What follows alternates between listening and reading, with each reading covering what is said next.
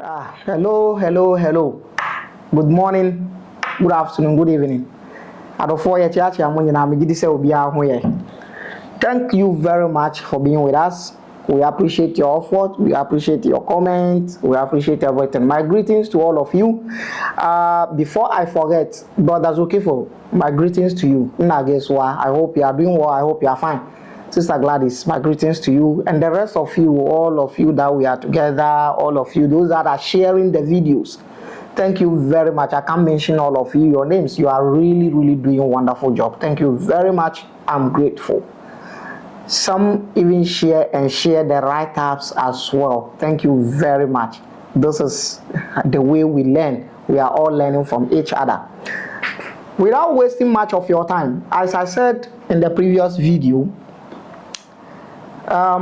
the last part of the previous video got something to do with how, according to the author of this book and other Sirah books, affirmed that when the wife of Abu Jahl or Abdul Uzza, Abu Lahab, Abdul Uzza came with some pebbles in her hand to stone or to throw them to Prophet Muhammad or the shadow figure Muhammad, Allah has taken away her sight. She could not see him. And now it was interesting. Someone that has the protection of his ankle, and for that reason, nobody is able to touch him. Nobody is able to harm him. This person was protected by Allah again by blinding someone or taking someone, a woman's sight, who came to throw some pebbles at him. But Allah didn't take the sight of people that were putting rock on the chest of Ammar bin Yasir. Allah did not take the sight of the people that were punishing Ammar bin Yasir with hot desert sun. Allah did not take the sight of the people who were punishing Ammar bin Yasir with water. Allah didn't take their sight. Those people punishing the weak ones, Bilal and Co were punished when they were tortured. Allah didn't take the sight of their masters punishing them. But Allah is interested in taking the sight of a woman who came with just pebbles to sprinkle them or to spread them on the face of Muhammad. Does this sound okay for you? And then also the last part of the video, we said that the punishment and the agony and the torture became too much, and Prophet Muhammad decided that the weak ones, the slaves and the half-free folks should flee from Mecca to Habasha. And we said Habasha is the Arabic word for Abyssinia, which is modern-day Ethiopia. Even though some of the Islamic scholars argued that it was not Habasha that the weak ones flee to. They flee to Sudan. Yes, they flee to Sudan. So there's argument, so there's inconsistencies. Some say it is Sudan, some say it is Habasha, Ethiopia. Now, let's get into the migration, the first migration, which is known as Hijrah in Arabic. Hijrah, migration. Let's get into it and see what transpired.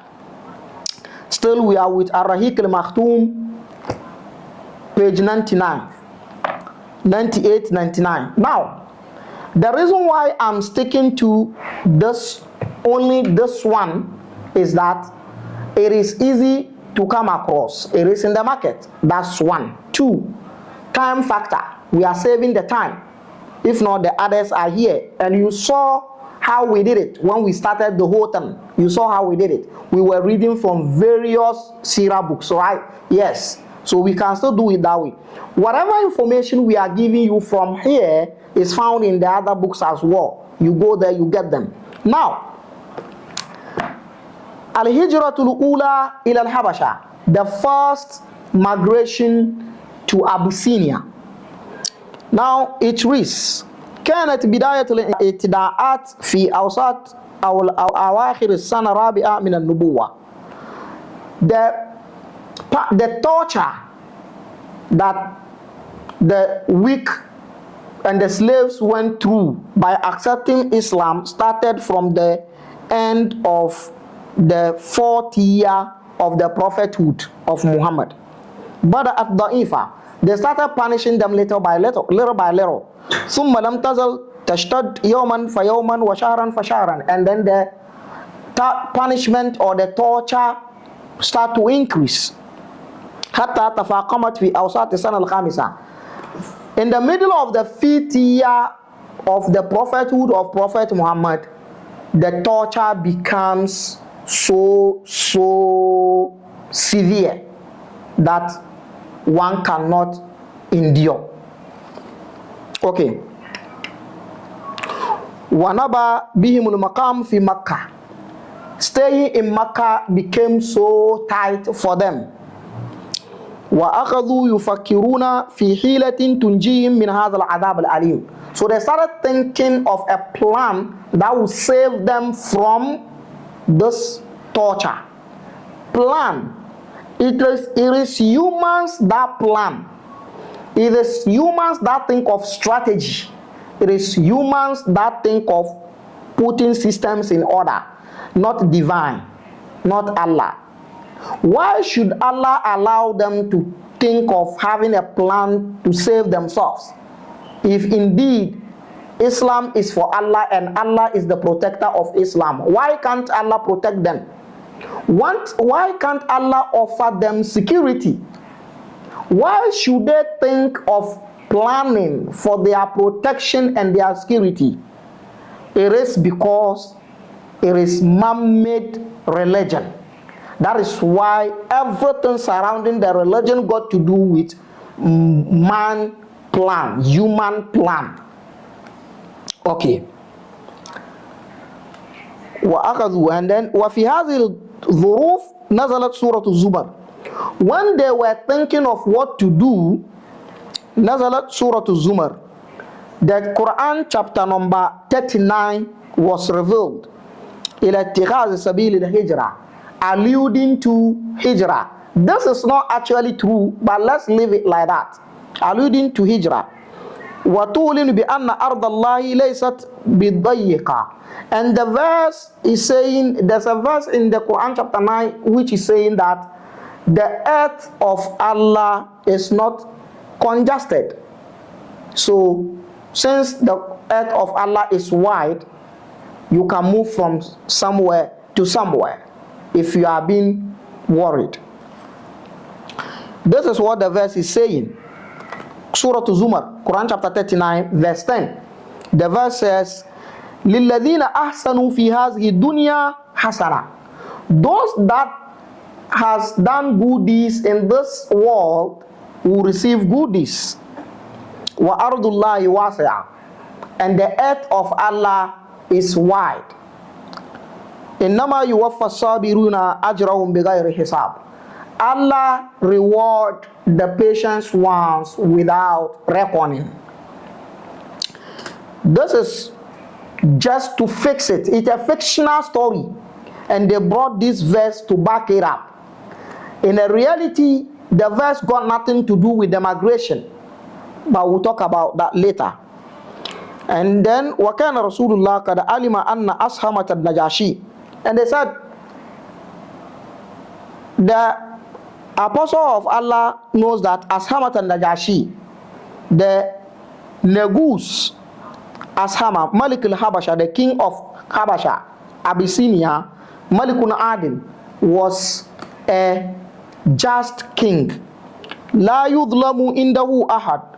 Nobody is oppressed in the presence of the king of Ethiopia.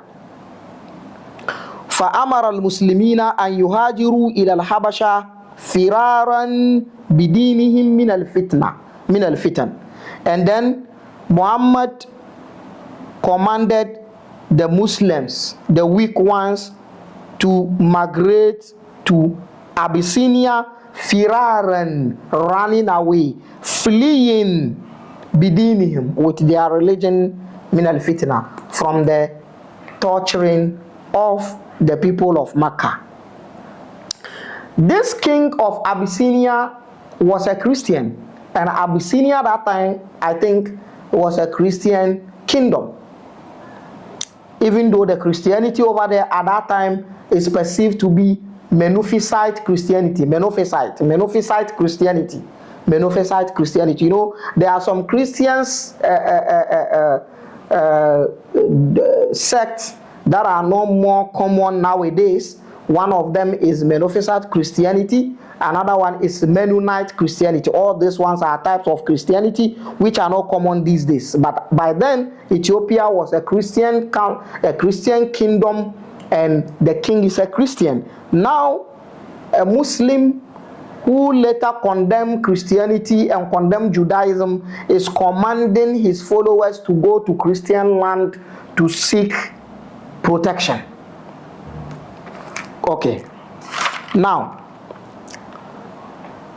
وفي رجب سنة 5 من النبوة, in Rajab, the 5th month of prophethood, first batch of the companions of Muhammad flee Mecca to Ethiopia, Abyssinia. كان مكونا من 12 رجلا. It was 12 men and 4 women. رئيسهم Uthman bin Affan. The one who led them to Abyssinia was Uthman, the son of Affan, the 3rd caliph. ومعه زوجته رقية بنت رسول الله. And Ruqayya was who was the wife of Uthman. Ruqayya, the daughter of Muhammad, who was the wife of Uthman, was part of the people who migrated. وقد قال النبي فيهما. Muhammad said about Uthman and the wife, who was the daughter of Muhammad, that إنهما أول بيت هاجر في سبيل الله. They are the first house, the first family who migrated in the cause of Allah Ba'da Ibrahim, after the migration of Abraham, Lut and Lot alayhim as-salam, peace be upon them. 12 men, 4 women traveling, but Muhammad chose to be partial here. He praised the husband, his in-law, his son-in-law, who married his daughter. He praised them, leaving the others. This situation, this partiality and tribalism and clan adherence will be seen in the later videos. It's all about human empowerment and woman leadership.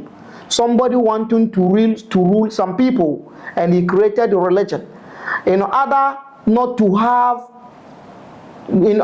be challenged, in order not to have people to challenge his authority. He claimed some God is speaking to him. It's man-made system. Religion is man-made system. Now, كان رحيل هؤلاء تسللا في ظلمة الليل. They left Mecca at night حتى لا تفتن لهم قريش, so that nobody will see them. خرجوا إلى البحر ويمموا ميناء شعيبة, and then they went to a seaport, and then they left. Now, there was an incident when they left to the Abyssinia. They were there, and something happened. What happened? There was an incident of them hearing the rumor that the Quraysh has all accepted Islam, and this triggered them to come back to Mecca, to come back from Abyssinia or from Ethiopia to Mecca. Listen attentively. After this weak ones moved, the 12 men and 4 women moved from Mecca to Abyssinia. Within 4 months, there was a rumor that all the Quraysh accepted Islam. So they felt like if Quraysh accepted Islam, then there is no more cause for alarm. There is no more torture. Nobody will torture us. Nobody will do anything to us. So let us go back to Mecca. So they decided to come back. But what was the incident that brought the rumor of Quraysh accepting Islam? This is the incident. I read. Sujudul mushrikina ma'al muslimina wa awdatul muhajirin. The prostrating of mushriks, the idol worshippers, with Muslims, wa awdatul muhajirin, and the coming back of the migrants. Now listen. Wa fi Ramadan min nafsi sana. In Ramadan, in the 5th month of the prophethood of Prophet Muhammad, kharaja an-nabi ila al-haram. Prophet Muhammad, the shadow figure, went to Haram, Kaaba. Wa fihi jam'un kabir min Quraysh. There was so many jam'un kabir, group of Quraysh at the Kaaba.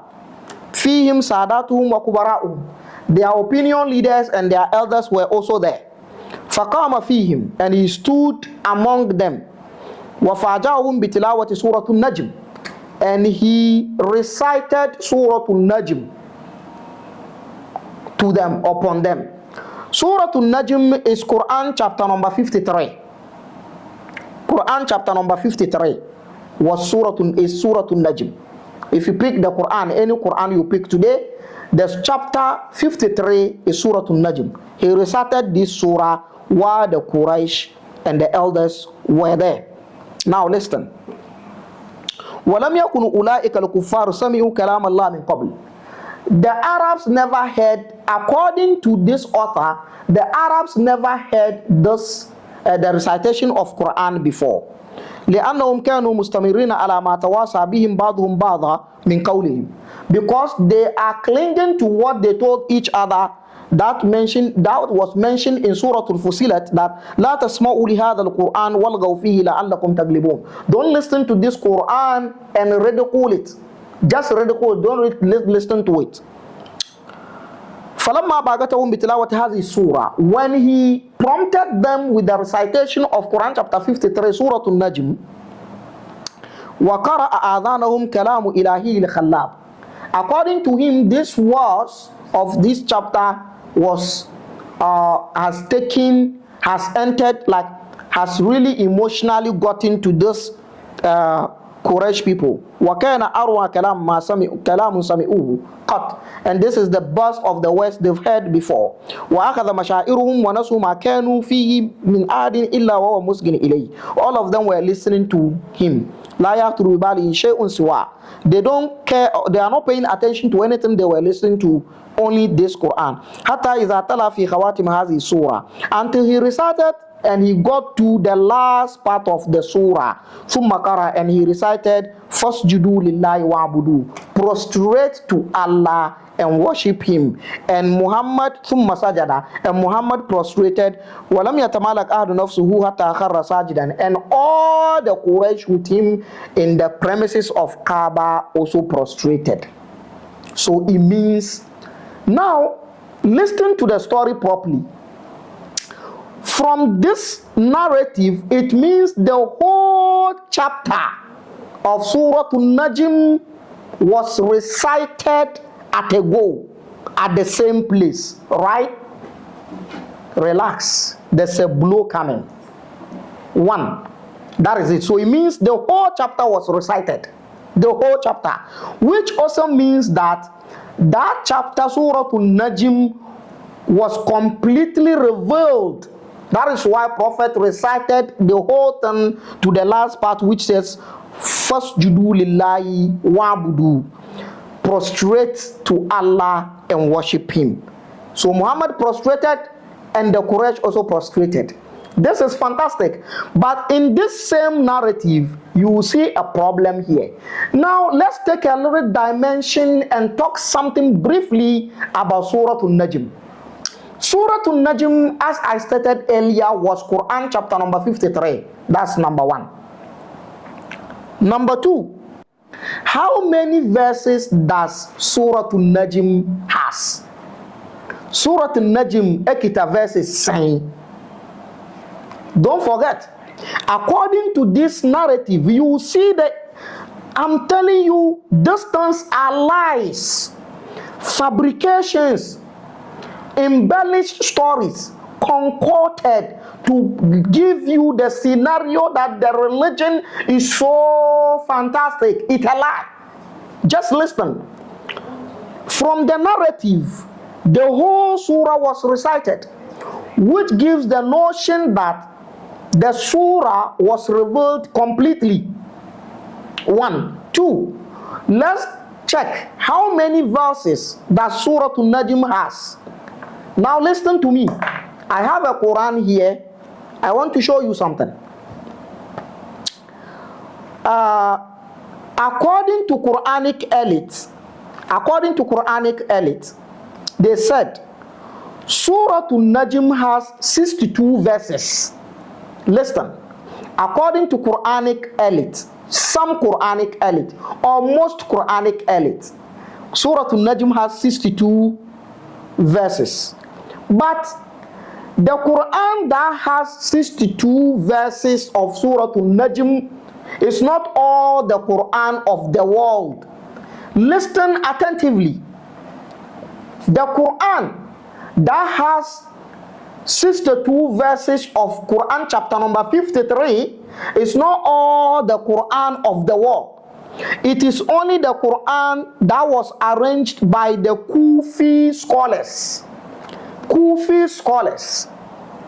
Listen, when Islam went through higridy-pigridies, when Islam went through challenges, killings, and blood shedding, the Islamic center moved from Medina to Iraq. There, a whole lot of development and a whole lot of challenges. And then, two major schools of thought emerged out of Islam. One is the school of thought of the Kufis. The school of thought of the Kufis is a particular area in Iraq full of scholars. And then we have Basra, the school of thought of Basras. The Basra is also an area in Iraq full of scholars. Now, these two different schools of thought of Islam has different opinions. They were arguing. They argued among themselves in almost everything, including the arrangement of the Quranic verses. So, the Quran that was arranged by the Kufi Islamic scholars, Quran chapter number 53, which is Surah An-Najm, has 62 verses. Now, this Quran that is in my hand here has 62 verses. Surah An-Najm has 62 verses here. Has 62 verses. So it means this is the arrangement of the Kufis. But there are also other Qurans that only has 61 verses of Quran chapter number 53. So there is two different opinions about the numbers of the verses of Quran chapter number 53, Surah An-Najm. One, the first opinion is the Kufi opinion, which opined that Surah An-Najm has 62 verses. And then the second opinion opined that it is 61. Now, who has committed this irregularity? Who has committed this inconsistency? Who has messed up the numbers? Is it Allah or Muhammad or the companions who compiled the Quran, or the transmitters who transmitted the Quran? Who made this mistake? If indeed Quran is a divine book coming from a divine entity, how is this divine cannot be precise and concise on how many numbers of the verses was revealed in a particular surah. This is the blow, and this is your Quran.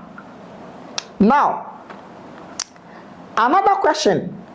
The people that narrated this incident of Prophet Muhammad reciting the whole Surah An-Najm, Quran chapter number 53, in presence of the elders of Quraysh, those that reported this incident, when they were witnessing Prophet Muhammad reciting Quran chapter 53, Surah An-Najm, how many verses were they?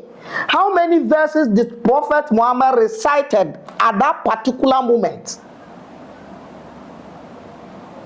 If this does not sound alarm bell in your ears, I don't know what will do. I don't think it will, because this is not working. Another problem, again, another problem in this chapter, Quran chapter number 53, that has been said to be recited in presence of the mushriks or the idol worshippers, and Muhammad prostrated and they prostrated with him, is a Meccan chapter. Now briefly, let me define what is a Meccan chapter for you. When they say a chapter was revealed in Mecca, it means all the Quranic chapters that was revealed to Prophet Muhammad before he migrated to Medina. Whether he was in Mecca, that the chapter was revealed, or outskirts of Mecca that the chapter was revealed. As far as the chapter was revealed before migration, then it is termed as a Meccan chapter. What is a Medinan chapter? Or what is the chapters that are being revealed in Medina meant? The chapters that are being revealed in Medina, in brief, means that all the chapters that are being revealed to Prophet Muhammad, Prophet of Islam, when he migrated to Medina. Or in other words, all the chapters that are being revealed to him after he migrated to Medina. It doesn't matter whether the chapters were revealed to him within the Medina vicinity, or outskirts of Medina, or on traveling, or on a traveling trip.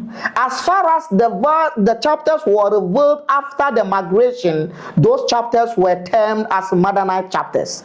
This is the difference between the Medinan chapters and the Mecca chapters, or the chapters that are being revealed in Mecca and those that are being revealed in Medina.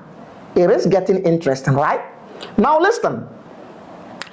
Quran chapter number 53, that according to this narrative happens to be completely revealed, entirely revealed, has also taken another dimension. According to Quranic elite, they agreed that this chapter, Quran chapter number 3, is a Meccan chapter. It is a Meccan chapter. It was revealed in Mecca, just like the way you heard in this narrative. But all the verses in the chapter was revealed in Mecca, but there is one verse which was not revealed in Mecca, which is verse 32. Meaning all the verses, if your Quran has 61 verses of Quran chapter number 53, or your Quran has 62 verses of Quran chapter number 53, there is one verse in it which is not revealed in Mecca, which was not revealed in Mecca. That is verse 32 of the chapter. Now, if a verse is said not to be revealed in Mecca, then automatically it is revealed in Medina. Now, this chapter was a Meccan chapter. How did we come to see one verse in the chapter that happens to be Medinan chapter? Does it mean that all the entire verses were revealed? But after they were revealed, one is left out. And after he migrated to Medina, then that one came to him. And he said, this verse, single verse, supposed to be fixed in Quran chapter number 53. Is that the case? If yes, how did he do it? Because Prophet Muhammad never gave the system in which the Quran was compiled. He did not compile the Quran himself. The Quran was not compiled in presence of him. And the compilation of the Quran took two dimensions. Jam'ul Quran wa tartibuhu, the compilation of the Quran and the arranging of the Quran. The arranging of the Quran got to do with the arrangement of the verses. How did they got to know that the single verse 32 of Quran chapter 53 was revealed to Muhammad after he migrated? Questions for the gods. This is what you are saying is not tempered with, and it is not human made.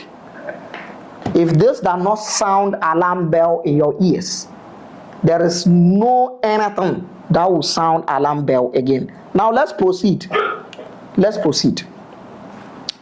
Now, when he prostrated, all of the Quraysh elders prostrated. وسقط في أيديهم لما أحسوا أن جلال كلام الله لوى زمامهم.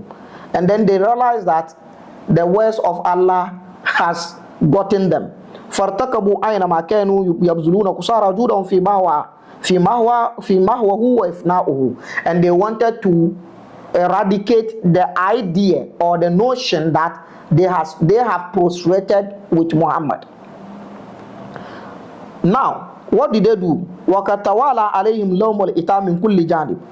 All the people in Mecca started to insult them, to criticize them for prostrating with Muhammad. Listen, مِمَّنْ لَمْ يَحْضُرْ هَذَا الْمَشْهَدِ مِنَ الْمُشْرِكِينَ, which the people that came with those that are not part of them were criticizing them. وَإِنَّ ذَلِكَ كَذَبُوا عَلَى رَسُولِ اللَّهِ. At that point, they lied upon Prophet Muhammad. According to this author, that's what he's saying. What did they say? وَافْتَرُوا عَلَيْهِ أَنَّهُ أَطَفَ عَلَىٰ أَصْنَامِهِمْ. And they lied to Prophet Muhammad that when he was reciting the verses, he accorded honor and respect to their idols. So there was a verse in that chapter that was added, which is according respect and honor to their idols. The author is saying it was the elders of Quraysh that fabricated this lie. Seriously? Now listen. وَأَنَّهُ قَالَ أَنْهَا مَا كَانُوا يُرَدِّدُونَهُ هُمْ دَائِمًا مِنْ قَوْلِهِمْ. And they said, he read, the verse read like this. When he read, أَفَرَأَيْتُمُ اللَّاتَ وَالْعُزَّى, did you see the idol Allata wal Uzza and the idol Al Uzza wa Manata and the idol Manata Athalithat al Ukhra, the third of them, Tilka, and then he added this, Tilka al Garaniqul Ula wa inna shafa'atahum la turtaja. Those are the Garaniqul Ula. Those are the deities or the entities with higher status. Wa inna shafa'atahum. For indeed their intersection la turtaja is needed. So they said this verse was fabricated. Now how do we know that this verse was fabricated? Now, Mubarakafori, this author, is saying those two verses, innaha tilka al-garaniqul ula wa inna shafa'atahum la turtaja, is the verse that was added, that was fabricated by the mushriks, by the idol worshippers, to clean their shame, to wipe away their shame. Interesting. Now this is the point. So according to this book, he is saying that no, this incident never happened. But there is another Sirah book Very interesting Sirah book. At-Tabaqat al-Kubra from Muhammad bin Sa'd. He brought the incident and reported that indeed these two lines were part of the verses of Surah An-Najm, Quran chapter number 33. But those verses were given to Prophet Muhammad, were put in the mouth of Prophet Muhammad by a devil, by Satan. It was later that he realized that those verses were not coming from Allah. So at that moment, it means the verses were mixed up. Allah's verses with Satan verses putting together in the mouth of Prophet, and he uttered them. The video is due. The next one will be the explanation of that incident. Thanks for watching. Listen. All the religions of the world are man-made, including Islam. Yes. Listen to what we said carefully. And we read it from their own sources. This is the sources of Islamic religion. You need to understand this properly before you can understand Quran. Because it is these ones that narrated incidents of the Quran. Without these books, some of the verses in the Quran will be seen as nonsense, even though they are still nonsense. Thanks for watching. This is the African Prophet, the descendant of Tut. Bye-bye.